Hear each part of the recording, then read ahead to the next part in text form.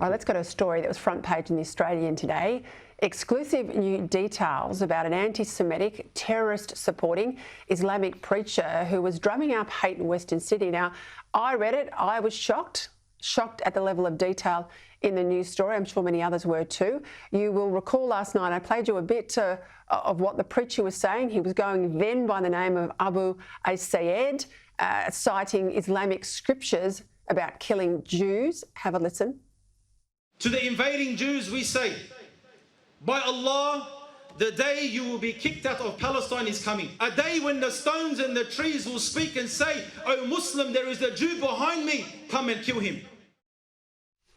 Well, joining me now is one of the journalists who uncovered new details about the preacher's background, New South Wales political reporter at The Australian, Alexi Demetriadi. Alexi, welcome to the program. Thank you for your time. I just said there is an extraordinary amount of detail in your front page story today. We know the preacher's name now is Wissam Haddad. What can you tell us about the man and the nature of sermons he gives? Yeah, thanks a lot. It's as you've just shown there on the YouTube clip, it's some pretty inflammatory comments made, and he goes by the name Abu Sayyed, but actually, and we wrote in this morning's paper that actually he is his name is Wissam Haddad, and Wissam Haddad, going back almost a decade, is a known extremist cleric here in Sydney, particularly Western Sydney. He used to run what is the now defunct Al Rizala Centre, also in southwest Sydney, which was known to be frequented by known terrorists that went over to Syria and were killed fighting for terrorist organisations in Syria, like Mohammed El Amar and Khalid Sharif. So this individual, who now goes by the name as Abu Sayyed, actually has a history of extremist ideology and extremist views dating back almost a decade.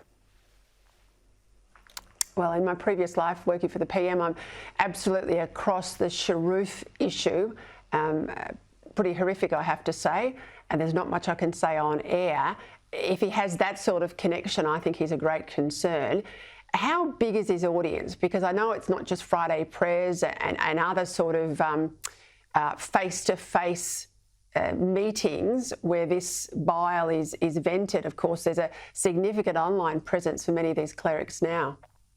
Absolutely, and as your viewers would see in that video, there is a crowd there. It's my understanding from contacts within that area of Sydney. It is a fringe centre known for extremist views, but as you can see, there is an audience there, and in some of the other videos, you can even see a packed audience, including young children. So, while I would say, from our understanding, it is very much on the fringe. You just have to look at for example, Haddad or Abu Sayyed's Instagram page. It's almost 7,000 followers. The centre that he runs now, which is called the Al Medina Dawah Centre, his videos, the videos of other clerics preaching pretty extreme views, they're consistently put up on the YouTube channel, have been for almost 2 years, and even though it is very much on the fringe side of the scale, 7,000 followers on Instagram is still a pretty significant number, and you can just see it in those videos where it is a pretty packed crowd, listening to his sermons, again, as you put up now.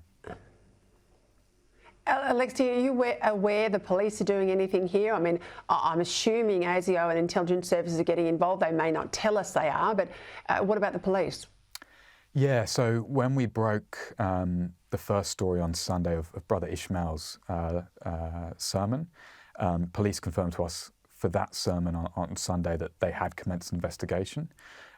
Subsequently, when Abu Sayyed's sermons and comments, across multiple videos and sermons, we've asked the police again today, and they've said they are investigating these sermons, these comments, these individuals, and that they can't provide, given the nature of an ongoing investigation, they can't provide too many details. But we are aware, and we have got that confirmed, that NSW police are investigating these comments, these views.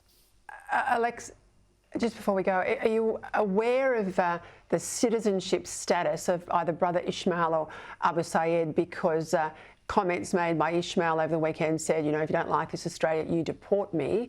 That leads me to think maybe he's a dual national. What about Abu Saeed? Abu Saeed, they both actually put a video up yesterday. It was 45 minutes long.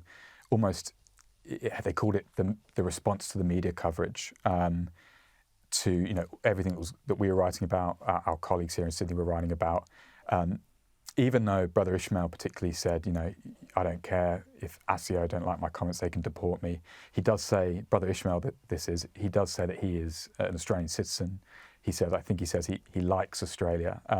Our report today about Abu Saeed noted that born in Australia to two Lebanese parents, and if you remember, I can't remember the exact date, but he called up a radio station here many years ago, 2016, and said he would love it if the government deported him, if they let him leave.